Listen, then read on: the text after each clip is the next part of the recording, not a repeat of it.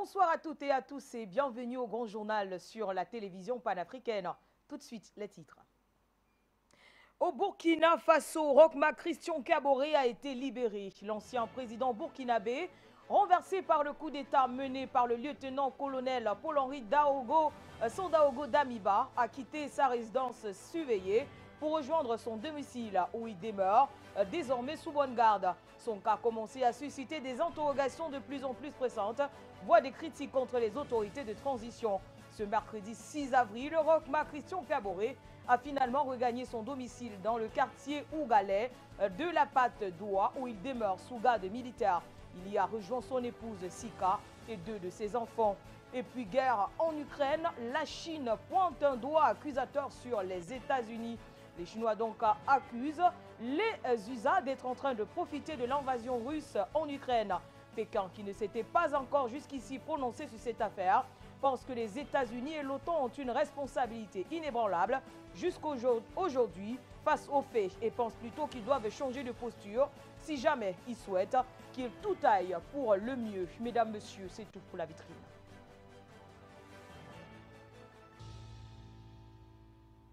Une fois de plus, bonsoir et bienvenue au Grand Journal sur la télévision panafricaine. Nous en parlions hier de la condamnation à la perpétuité de Blaise Compaoré dans le procès Thomas Sankara. Et donc aujourd'hui, le procès joue les prolongations et l'on s'interroge si Blaise Compaoré sera de retour à Ouagadougou après sa condamnation. On rappelle qu'il a été condamné à vie par le tribunal de Ouagadougou pour son rôle dans l'assassinat de Thomas Sankara il y a 34 ans. Blaise Compaoré est exilé en Côte d'Ivoire depuis plusieurs années déjà et il n'a pas reposé un pied au Burkina Faso depuis, même si son retour fait l'objet des négociations. Et après ce verdict, son retour est plus que jamais compromis, car depuis sa chute en 2014, Blaise Compaoré vit en Côte d'Ivoire avec son épouse ivoirienne sous la protection d'Alassane Dramane Ouattara qui lui a accordé la nationalité ivoirienne. À 71 ans, Blaise Compaoré vit reclus entre ses résidences du quartier Kossu de Cocody Ambassade et la station balnéaire d'Assini. Sa santé se dégrade et il voyage régulièrement depuis quelques années pour des séjours médicaux à l'étranger. L'ancien président du Burkina Faso n'est jamais retourné dans son pays. On rappelle qu'en 2019, Blaise Compaoré émet toutefois le souhait d'y rentrer. Des discussions s'engagent alors dans Abidjan et Ouagadougou pendant plusieurs mois. Une villa à Ouagadougou est même rénovée pour l'accueillir. Mais en 2020, la situation change puisque Blaise Compaoré est cité à comparaître au procès de l'assassinat de Thomas Sankara. Un procès qualifié d'entrave et vécu comme une humiliation par l'entourage du président, l'ancien président burkinabé qui ne s'y rend pas. La Côte d'Ivoire, elle, a refusé de l'extrader. Pour autant, une issue pour un retour de les chefs d'État est alors toujours envisageable, malgré sa condamnation à perpétuité par le biais d'une éventuelle grâce ou d'une amnistie dans le cadre d'un processus de réconciliation. Aujourd'hui, un verdict aussi fort enterre-t-il la possibilité d'un retour de Blaise Compaoré au Burkina? La question reste donc posée. Et pour en discuter, nous allons recevoir dans ce journal notre premier invité. Il s'agit de Abdoul Fattav Thiem Touré. Il est journaliste chez Omega Media. Avec lui, on va bien sûr parler de cette actualité au Burkina Faso concernant le retour ou non de Blaise Compaoré du côté de Ouagadougou au Burkina Faso. Bonsoir à vous, Fattav Thiem Touré. Le verdict est tombé hier et il est fort puisque Blaise Compaoré a donc été condamné à vie. Pensez-vous véritablement qu'il sera de retour, du moins dans les prochains jours, pour purger sa condamnation qui a été prononcée mercredi dernier du côté du Burkina Faso? Oui, et bonsoir à vous et bonsoir à ceux qui nous suivent. Je pense que je pourrais dire plutôt que je suis sûr qu'il ne rentrera pas les prochains jours à Ouagadougou, au Burkina, avec justement ce verdict qui vient de tomber, la perpétuité donc pour Blaise Compaoré, mais également pour des proches, particulièrement le général Gilbert Diendéré qui est très populaire à Ouagadougou, qui écope également de la prison à vie. Lui a assisté à l'audience, même si Blaise Compaoré a préféré rester à Abidjan. Blaise Compaoré donc est condamné à la perpétuité et ça complique davantage ce processus-là qui était enclenché. Jusqu'ici, il ne s'agissait que de poursuites. Là, c'est une condamnation à la perpétuité, Blaise Compaoré ne risquera pas donc la prison en débarquant à Ouagadougou les jours à venir. Et puis, il y a un processus qui était en cours, je l'ai dit, mais qui a été quelque peu ralenti, sinon, en tout cas, a connu quelques difficultés avec le changement à la tête de l'État, puisque les militaires ont pris le pouvoir au motif que la situation sécuritaire était mal gérée. Eh bien, ça remet en cause un certain nombre de choses. C'est un processus qui doit être réadapté et il va falloir que celui qui a été nommé reprenne les choses en main. Là où on voit une lueur d'espoir, c'est que celui qui a été nommé pour gérer la réconciliation nationale, c'est un ministre d'État et c'est un ancien ministre de Blaise Compaoré, ministre de la Défense. Il a également été ministre son directeur de cabinet fin années 90. Donc, c'est un proche de Blaise Compaoré qui pourrait faciliter les choses. Mais à mon avis, quand j'observe les choses, je ne pense pas que ce sera d'ici à quelques mois, une amnistie, une grâce ou quoi que ce soit pour Blaise Compaoré et les autres. Ce serait très risqué, ce serait un pari très risqué pour Damiba, qui est à la tête de l'État actuellement. Okay. Alors, Fatav Thiem Touré, il y a aussi que Blaise Compaoré a désormais la nationalité ivoirienne. Et pour que son extradition soit faite, il faudra certainement la collaboration avec les autorités ivoiriennes. On a eu un entretien du président ivoirien Alassane Dramane Ouattara qui n'était pas tout à fait serein quant à bien sûr l'extradition de l'ancien président burkinabé. Pensez-vous aussi que les autorités ivoiriennes soient prêtes à collaborer avec les autorités burkinabées pour un possible retour de Blaise Compaoré au Burkina Faso? Pas du tout. Je ne suis pas du tout rassuré aujourd'hui que l'État ivoirien autoriserait donc l'extradition de Blaise Compaoré. Il ne faut pas oublier les relations entre Blaise Compaoré et le président actuel en Côte d'Ivoire, Alassane Dramane Ouattara. Alassane Ouattara n'osera pas laisser tomber son ami Blaise Compaoré. Ça, on le sait. Et ce ne sera pas fait sans qu'il n'y ait des conditions très claires, sans qu'il n'y ait des garanties très clair et ce sont ces garanties-là qui posent davantage problème. Je pense que du côté ivoirien, il y a cette question de nationalité, justement, même si il ne s'agit pas de Alassane Ouattara, quel que soit le président qui va arriver, il faudra une volonté extraordinaire, en tout cas, de ramener Blaise Compaoré au Burkina pour qu'il soit extradé, parce que l'État ivoirien n'extradite pas donc ses ressortissants, ses nationaux, on va le dire ainsi. Blaise Compaoré est désormais ivoirien, l'État ivoirien ne va pas l'extrader et surtout pas sous le magistère de Alassane Ouattara. Et même si cela devait arriver, il faudrait qu'il y ait des conditions très claires, des garanties très claires et vraiment du côté burkinabé, ce qui ne sera pas facile à réaliser. Et comme je le disais tantôt, je ne pense pas les militaires aujourd'hui capables de prendre de telles décisions, de prendre de telles garanties pour ramener Blaise Compaoré au Burkina parce que ça entamerait leur crédibilité quelque part, ça entamerait leur popularité du côté donc de cette partie de la population burkinabé qui n'aimerait pas voir les assassins entre griffes de Thomas Sankara s'en tirer tout simplement comme ça. Je ne pense pas que les militaires prendront ce risque-là, mais c'est un processus de réconciliation qui est en cours. Peut-être que d'ici là, les choses peuvent changer. Et comme en politique, rien n'est impossible, on observera la suite des choses. Mais en tout cas, pour le moment, rien du tout ne garantit que Blaise Compaoré rentre tranquillement au Burkina les mois à venir. Okay. Alors, dernière question, Abdoul Fattav, selon vous, comment devrait se comporter le gouvernement de transition de Paul-Henri Damiba Sondaogo face à ce verdict? Vous le disiez tout à l'heure, il y a eu la nomination d'un ancien ministre de Blaise Compaoré au ministère de la Réconciliation. Il s'agit bien sûr de Yero Boli. Quelles peuvent donc être les intentions du gouvernement de transition de Paul-Henri Damiba Sondaogo face à ce verdict concernant l'ex-président du Burkina Faso? Le choix de Hiro Boli, c'est justement la main tendue vers Blaise Compaoré et son clan, on va dire comme ça, son régime.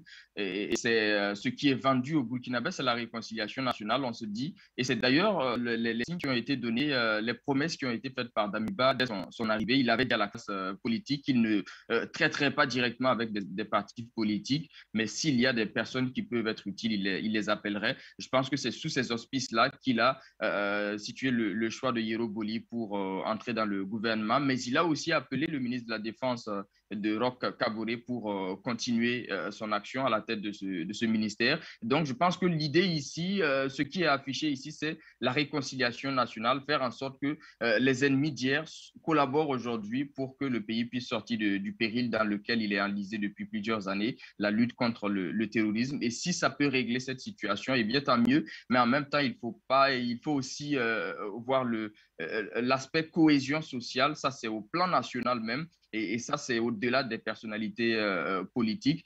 C'est ce que la crise sécuritaire, le radicalisme violent, tout cela a créé au sein de la population burkinabèse, cette cohésion sociale-là qu'il faut rétablir. Et c'est à ce niveau aussi, c'est à ce niveau-là aussi qu'on attend Hiro Boli. Mais toujours est-il que quand on regarde la conduite des choses au niveau des militaires, on sent qu'il y a un rappel en fait des personnalités qui ont collaboré avec Blaise Compaoré pour qu'il se rapproche davantage du pouvoir aujourd'hui. On a vu le rôle, par exemple, que Luc Adolphe Thiaw, l'ancien premier ministre de Blaise Compaoré, qui a été en griffe chassé en même temps que Blaise Compaoré en 2014, qui a joué un certain rôle dans les assises, pendant les assises nationales et qui siège actuellement à l'Assemblée législative de transition. Il y a eu, par exemple, un Teti Zongo, un autre premier ministre de Blaise Compaoré, qui a aussi marqué les Burkinabés puisqu'il était premier ministre lors de la crise socio-économique de 2008 à 2011.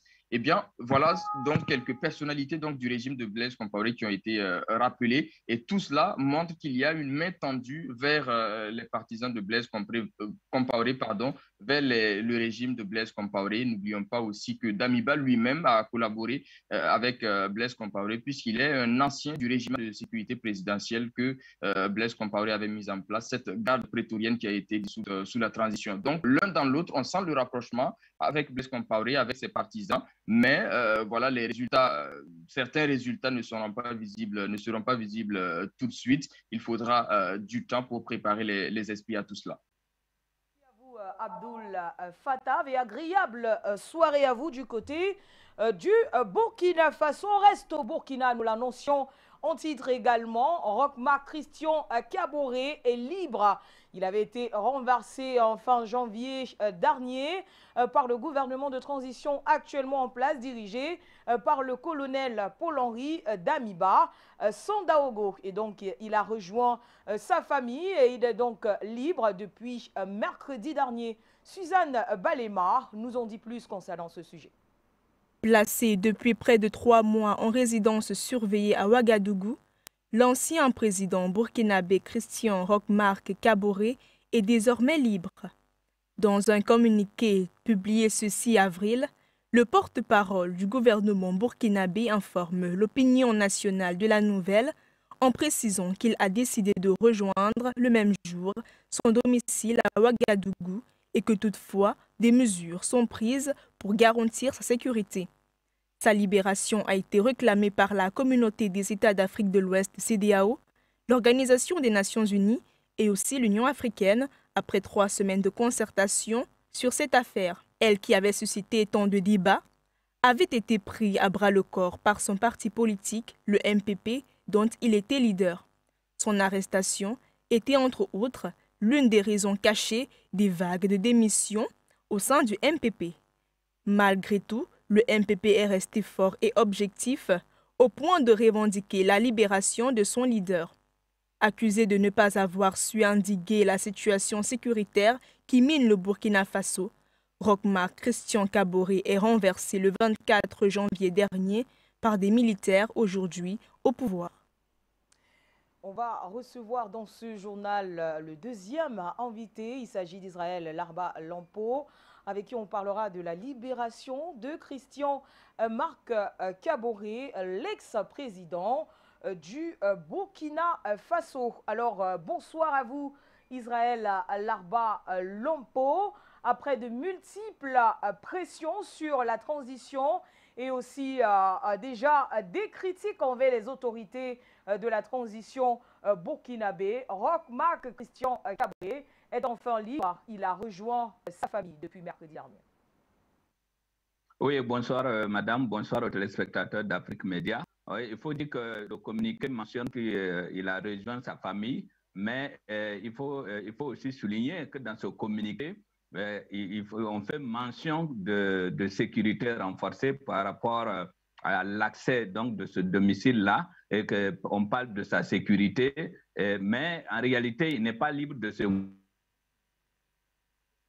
mouvement, puisque c'est comme s'il était en résidence surveillée dans son domicile. Et donc, à ce niveau, les choses restent à éclaircir. Et on a l'impression qu'on est dans un système de mensonge d'État qui ne dit pas son nom. On ne nous dit pas qu'il est libre de ce mouvement, on nous dit qu'il a rejoint son domicile et que des mesures de sécurité sont prises autour de lui, comme s'il était le premier chef d'État, ancien chef d'État burkinabé qui vit au Burkina Faso. Et donc, alors que les autres chefs d'État n'ont pas cette sécurité-là qu'on leur accorde du moment où le peuple n'en veut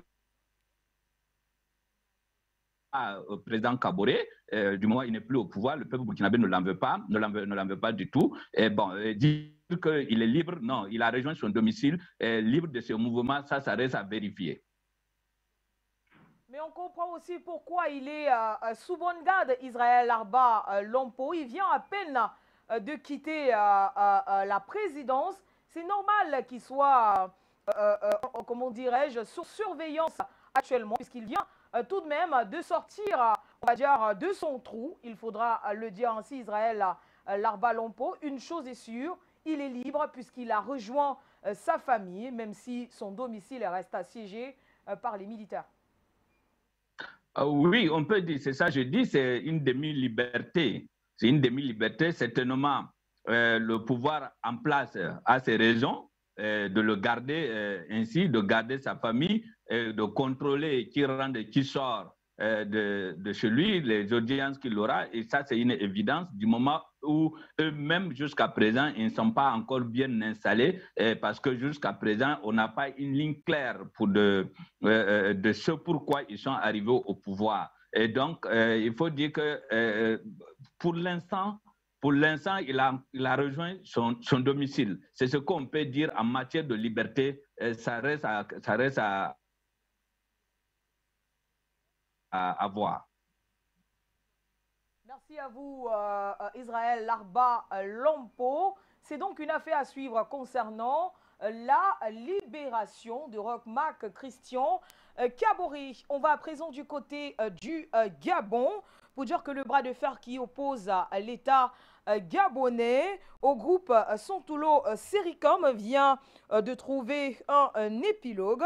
En effet, la Cour d'appel de Paris a annulé le 5 avril dernier l'arbitrage de 2019 condamnant le Gabon à payer 90 milliards de francs CFA à l'entreprise de l'homme d'affaires italien Guido Sonculo, mort le 27 août 2018 à l'âge de 82 ans. La Cour d'appel de Paris a définitivement fermé le débat sur le volet judiciaire opposant l'État gabonais au groupe Sontoulo le 5 avril. La sentence arbitrale du 19 novembre a donc été annulée. Ainsi, le Gabon ne paiera plus au groupe 90 milliards de francs CFA, auxquels devraient s'ajouter 11 milliards d'intérêts de retard, soit au total 101 milliards de francs CFA. Le Gabon et son collectif d'avocats avaient fait appel de cette décision du 19 novembre 2019, refusant d'exécuter la sentence et s'appuyant sur un travail d'enquête mené par l'agence judiciaire de l'État. Le Gabon avait donc accusé en retour le groupement Sontoulo d'avoir obtenu ses contrats en ayant recours à la corruption.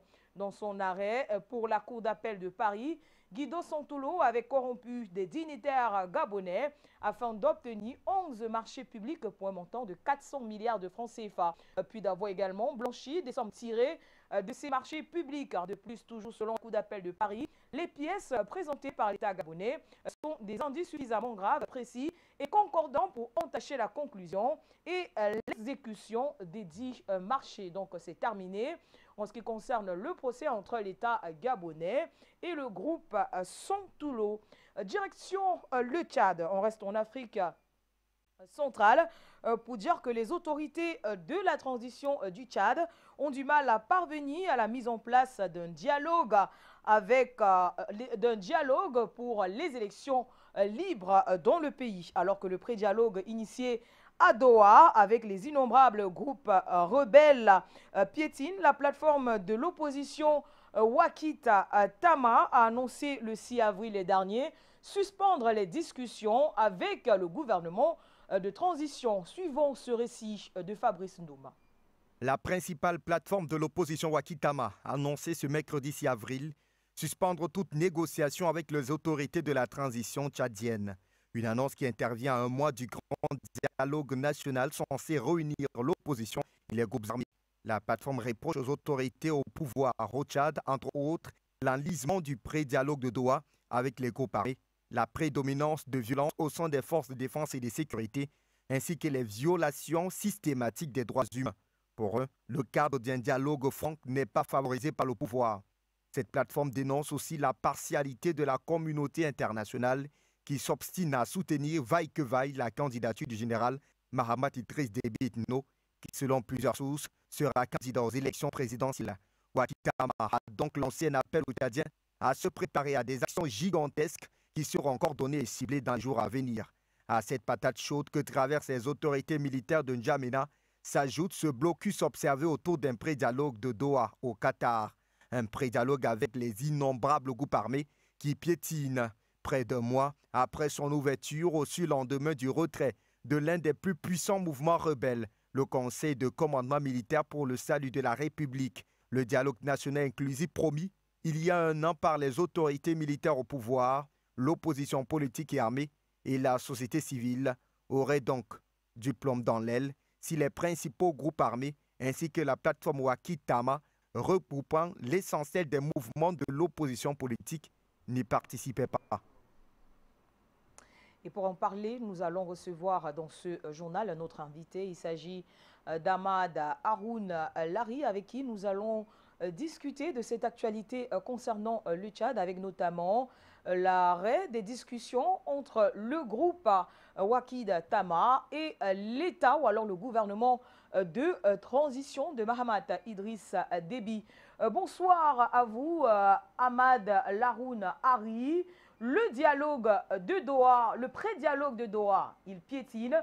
Voilà aussi que les discussions avec le Wakid Tama viennent donc d'être suspendues. Ils ont donc décidé d'arrêter les négociations avec le gouvernement de transition. Quelle analyse, selon vous?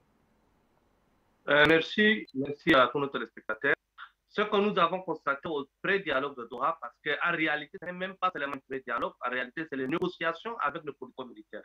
Le gouvernement tchadien a envoyé des personnalités de différents calibres pour partir négocier avec le groupe armé avant même d'entamer le pré-dialogue. Ce qui se passe aujourd'hui à Doha, c'est la négociation avant de revenir sur le pré-dialogue. Nous avons constaté que les Qataris, depuis 3 jours, ils sont en train d'accueillir un à un les principaux chefs rebelles pour négocier avec eux. Vous avez dit parmi les groupes armés, on a vu le CSMR. CSMR est l'une des groupes armés qui se retrouvent en Libye. Et leurs représentants au Qatar, ils ont accepté le dialogue, mais c'est le président qui était en Libye, celui qui a refusé. Donc, on a vu des scénarios au sein de ces groupes. On a vu ces principaux leaders, les vice-présidents, les porte-parole et les autres, ils ont déposé les armes et ils ont regagné. Ils disent qu'ils vont regagner N'Djamena sans condition pour eux. Il est temps que les Tchadiens dialoguent, il est temps qu'ils revoient les choses. Concernant Doha, ce qui se passe à Doha aujourd'hui, ce n'est pas seulement un simple pré-dialogue, mais c'est les négociations par groupe. Chaque groupe armé est en train de négocier avec le gouvernement tchadien sous la direction du Qatar avant d'entamer ces pré-dialogues. Concernant Wakitama, moi je rectifie parce que Wakitama fait partie des principaux groupes, mais ce n'est pas les principaux. Parce qu'on a les plus grandes plateformes des oppositions ici au Tchad, c'est la CPDC, qui a lutté avec les marchés pendant des années. On a vu aussi d'autres plateformes des jeunes ou d'autres organisations de la société civile, mais Wokitama, qui fait parler d'elle depuis quelques temps, depuis la transition, c'est parce que Wokitama est la seule organisation qui a été réussie à plusieurs reprises par le président du Conseil militaire de transition. Et c'est Wokitama seul qui a parlé à plusieurs reprises. Donc, nous avons vu dernièrement, c'est Wokitama qui négocie avec le gouvernement, qui se sort et ils disent qu'ils ne vont pas participer parce qu'ils ont vu d'autres manquements. Par contre, la majorité de nos acteurs ici au Tchad, comme à l'extérieur, ils sont prêts pour le dialogue. Même si on ne les a pas impliqués, nous croyons que d'ici la fin de ce mois, les gens vont revenir, car tous les Tchadiens aspirent à ce dialogue. Tous les leaders de groupes armés aspirent à ce dialogue. Nous n'avons pas vu jusqu'à là une volonté manifeste, à part le CSMR, qui est en train de se disloquer à l'intérieur, car les principaux acteurs de CSMR ont regagné N'Djamena et la plupart des cadres de l'IFDD ont regagné N'Djamena. C'est du FAC aussi, les porte-parole ont regagné et d'autres sont en train de négocier pour regagner N'Djamena. Donc nous constatons qu'à Doha, il y a un travail de fourni.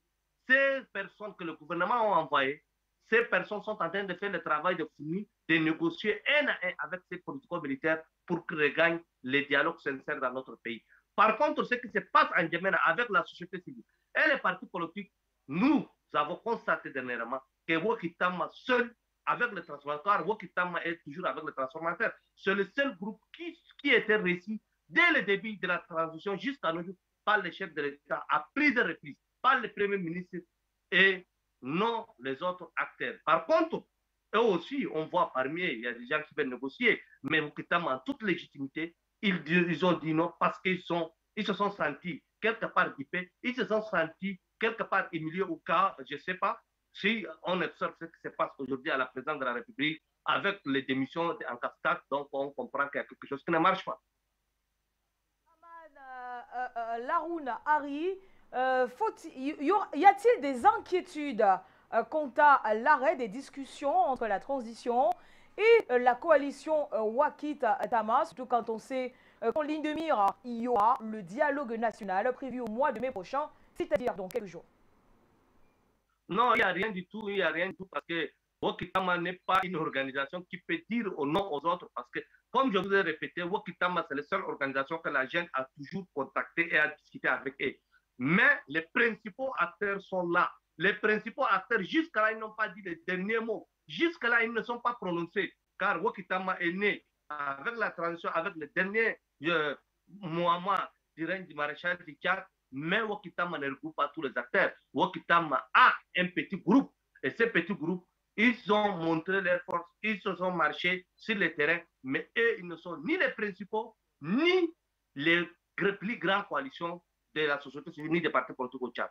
Donc, les autres acteurs sont là, ils n'ont pas dit leur dernier mot, et ils ne sont pas encore prononcés. Merci donc à vous, Ahmad Laroun Hari, pour ces explications. Le temps pour nous d'aller du côté de la RDC, toujours en Afrique centrale, où bien sûr l'Église catholique appelle les prêtres pères de famille à renoncer à leurs fonctions religieuses. Un document de la conférence épiscopale SENCO a fuité dans la presse, signé par tous les évêques du pays. Il appelle les prêtres congolais ayant eu un enfant à renoncer à leurs fonctions religieuses. La SENCO exige la chasteté sacerdotale de ces prêtres dans le document de 19 pages intitulé « À l'école de Jésus-Christ pour la vie sacerdotale authentique ». Les évêques congolais parlent d'une incompatibilité entre la charge de père de famille et la prêtrise.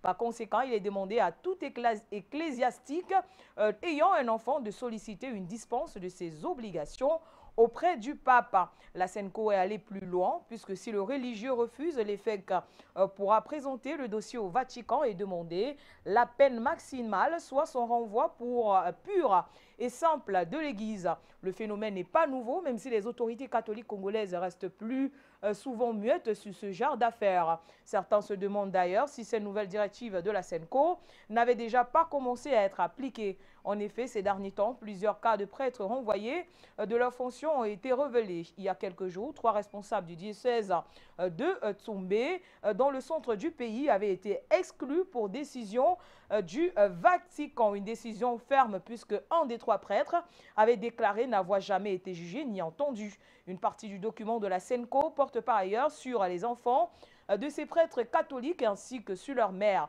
La conférence épiscopale dit vouloir briser le silence par rapport à leur situation, rappelant qu'ils étaient en général stigmatisés par la société. Nous avons l'obligation morale de reconnaître que ces personnes existent et souffrent dans le silence, estime la SENCO. On voit qu'il y a cette volonté de réhabiliter les enfants qui sont nés d'une union entre prêtres et des femmes qui sont stigmatisés. Dans la société congolaise, ils sont donc considérés comme des enfants issus du péché. Et donc, l'Église catholique a donc invité depuis quelques jours les prêtres ayant un enfant à renoncer à leur fonction de prêtre. On va refermer ce journal avec la guerre en Ukraine. Nous l'annoncions en titre. La Chine pointe un doigt accusateur sur les États-Unis d'être en train de profiter de l'invasion militaire russe en Ukraine. Pékin ne s'était donc pas encore jusqu'ici prononcé sur cette affaire et pense que les États-Unis et l'OTAN ont une responsabilité inébranlable aujourd'hui face aux faits et pense plutôt qu'ils doivent changer de posture si jamais ils souhaitent que tout aille pour le mieux. Suzanne Baleba nous en dit plus. C'est bien la première fois que Pékin se prononce sur le sujet depuis le début de l'invasion militaire en Ukraine. La Chine sort de sa réserve et remet à sa place les États-Unis et l'OTAN, qui montrent en mondovision leur parti pris. Pourtant, selon Pékin, ce vêtement dont se revêt le pays de l'oncle Sam n'a rien à y voir. Selon Zhao Lingjian, porte-parole du ministère chinois des Affaires étrangères, l'Europe, le conflit et les sanctions ont entraîné des vagues de réfugiés, des sorties de capitaux et des pénuries d'énergie. Pour les États-Unis, ils ont profité du chaos et tiré d'énormes profits du conflit et des sanctions. Un responsable de la sécurité en Russie avait déclaré plus tôt que les États-Unis avaient augmenté leurs importations de pétrole en provenance de Russie, de près de la moitié à la fin du mois de mars. Les données montrent que les États-Unis ont apporté jusqu'à 100 000 barils de brut russe par jour sur une période de 7 jours. Ceci alors que Washington avait fait pression sur ses alliés pour qu'ils n'achètent plus de pétrole russe en raison de la crise ukrainienne. Le porte-parole du ministère chinois des Affaires étrangères a déclaré que si les États-Unis voulaient vraiment aider l'Ukraine, ils devraient plutôt cesser d'utiliser des méthodes menaçantes ainsi que des mots menaçants et des sanctions et promouvoir des pourparlers de paix. Merci à vous, Suzanne Balema. Et on va recevoir le dernier invité de ce journal. Il s'agit de Gamal Abina, internationaliste, pour parler de cette actualité concernant la crise en Ukraine avec la sortie officielle de la Chine. Bonsoir, Gamal Abina. Pékin a officiellement pris position concernant la guerre en Ukraine en accusant les États-Unis et également l'Organisation des traités de l'Atlantique Nord de profiter de la crise ou alors du conflit actuel entre l'Ukraine et bien sûr la Russie. Il reproche donc aux États-Unis d'utiliser les voies fortes et pourtant l'objectif ici est de sortir l'Ukraine de cette situation.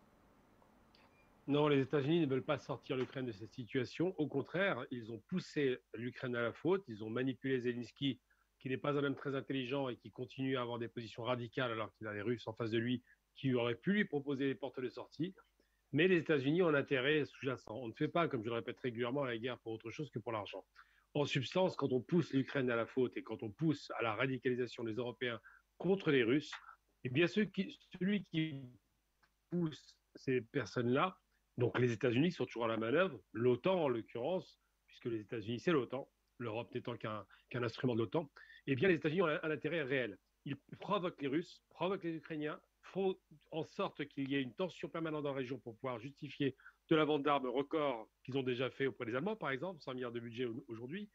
Les États-Unis se positionnent comme un État prédateur qui n'est intéressé que par une seule chose, c'est le profit qu'il peut tirer des tensions de haute ou basse intensité. On voit par exemple que les Chinois sont très en colère aujourd'hui parce que Nancy Pelosi va à Taïwan pour faire quoi? Pour vendre des armes, comme d'habitude, qu'ils font monter les tensions dans les régions systématiquement frontalières. Taïwan, évidemment, appartenant à la Chine, et étant été perdu par Chiang Kai-shek à l'époque quand il a fait sécession, mais surtout les Chinois se rendent bien compte qu'on essaie de les manipuler. Là, on dit, par exemple, les Américains disent que les Chinois sont du mauvais côté de l'histoire. Alors, en substance, les Américains, donneurs de leçons et hypocrites, qui profitent évidemment de la hausse du prix du pétrole qui est monté au niveau du Brent à $100, ce qui est un véritable jackpot pour les États-Unis qui produisent aussi du pétrole et du gaz. Le gaz a été multiplié par 10, les États-Unis en gagnent. Les États-Unis vendent des armes, les États-Unis sont dominants sur la planète, les États-Unis veulent vendre leur propre gaz liquéfié à l'Allemagne pour remplacer les Russes et faire en sorte que Nord Stream 1 et 2 ne fonctionnent plus. Bref, les États-Unis sont effectivement dans une politique prédatrice au niveau monétaire, au niveau vraiment prédatrice au niveau de la guerre, puisque ce sont des prédateurs de guerre, ils ont toujours fait la guerre depuis près de 200 ans. Les États-Unis se positionnent comme des acteurs, effectivement, qui jouent la morale, qui font croire qu'ils sont un État moral et qui, en vérité, sont des acteurs qui produisent la tension et qui alimentent cette tension. Donc les Chinois ne s'y sont pas fait prendre. Sur l'affaire, par exemple, des massacres qui ont été perpétrés supposément à Butcha, on se rend bien compte, et c'est les Chinois qui le rappellent, qu'il y a quelque chose d'illogique. Pourquoi les Russes qui avaient négocié leur départ auraient-ils laissé sciemment 400 personnes massacrées dans la rue, au vu et au su de tous, quelques jours après leur départ? Personne que l'on voit comme ça, main attachée dans le dos, pour faire pleurer dans les chaumières. Simplement parce qu'on est en guerre actuellement, en guerre médiatique, en guerre de propagande. Les États-Unis font la propagande et à plein régime, ça savent très bien le faire. Et qu'à partir de ce moment-là, pour diaboliser la Russie, ils font en sorte ils essaient du moins de pousser le reste du monde, donc le monde qui n'est pas états-unien, le monde qui n'est pas occidental, donc 90% de la planète en somme, pousser le reste du monde à se radicaliser contre les Russes. Mais cela ne prend pas. Et les Chinois eux-mêmes ne considèrent pas que les accusations qui sont portées contre les Russes sont étayées de preuves, donc peuvent être sérieuses. Ils demandent, comme tout le monde, comme les gens normaux, à ce qu'il y ait des enquêtes sérieuses qui soient faites, des enquêtes objectives, mais ça n'arrive pas. Et donc, à partir de là, on a donc des États-Unis qui sont très en colère contre la Chine, mais n'oublions jamais d'où on part. Monsieur Biden, qui est un faiseur de guerre, qui est quelqu'un qui n'est pas du tout un pacifiste, Monsieur Biden avait déjà des relations difficiles avec la Chine avant même la Russie. Il est arrivé au pouvoir parce qu'il voulait en découdre, il voulait montrer qu'il était le plus fort. Et aujourd'hui, les États-Unis sont très loin du théâtre d'opération, ne craignent absolument rien pour la sécurité et continuent à alimenter effectivement les tensions, alors que si quelques États un peu raisonnables dans la planète voulaient faire en sorte qu'il y ait un rapprochement des points de vue entre les Ukrainiens et les Russes, ce serait réalisable sur la base d'un retrait littéral des États-Unis qui sont sur place, qui ont des conseillers militaires, qui ont des agents qui tournent sur place, qui ont des militaires qui interviennent en Ukraine contre les Russes. Tout cela pourrait se faire, mais il faudrait que les États-Unis soient hors circuit, hors de jeu. Et malheureusement, ce n'est pas le cas. Ce qui inquiète les États-Unis au plus haut point aujourd'hui, c'est le rapprochement entre la Russie et la Chine qui est déjà acté, mais surtout l'Inde qui a montré un signe de rapprochement avec ces deux grandes puissances. Ce qui inquiète les États-Unis, c'est la réunification d'un bloc de l'Est, d'un bloc bien plus puissant que ne l'était l'Union soviétique, puisque c'est un bloc de l'Est qui intègre toute l'Asie, toute l'Europe orientale, donc la Russie et les États qui peuvent être proches des Russes, on n'oublie pas ça. Et surtout, ce qui inquiète les États-Unis, c'est que le reste du monde, tout le monde entier en substance, donc l'Afrique et l'Amérique du Sud, ne sont pas d'accord avec ces positions radicales américaines et ne se solidarisent pas avec ces tentatives d'isoler la Russie. Puis dernier point, et ce n'est pas des moindres, la Russie est un acteur majeur dans tous les domaines actuellement dans le monde. Ils ont de l'énergie, ils ont des ressources, ils ont de la production agricole. C'est un acteur qu'on ne pourra pas contourner. Ils correspondent à 30% de la création de richesse sur Terre. Et donc, cette Russie, si on retire ces 30%, ça fera exploser sur les marchés internationaux tous les cours de l'or, du blé, du pétrole et de ce que vous voulez. Et donc, les États-Unis ont un intérêt parce qu'eux aussi produisent. C'est un grand producteur de pétrole, de gaz, mais aussi sont un grand producteur de blé et ont tout intérêt à spéculer sur les denrées alimentaires. Donc, les États-Unis ne se trompent pas d'ennemis, savent très bien ce qu'ils font quand ils sont à la manœuvre et ne prennent aucun risque parce qu'évidemment, la guerre ne sera pas sur leur territoire. Merci donc à vous, Gamal Abina. Mesdames, Messieurs, merci également de nous avoir suivis pour cette édition du journal de ce jeudi sur la télévision panafricaine. Agréable fin de soirée en compagnie des programmes de la télévision panafricaine. Ne manquez pas tout à l'heure à partir de 21h30 Africa Foot présenté par Fabrice Ndouma. Rendez-vous donc demain pour la dernière édition de la semaine. D'ici là, portez-vous bien. Au revoir.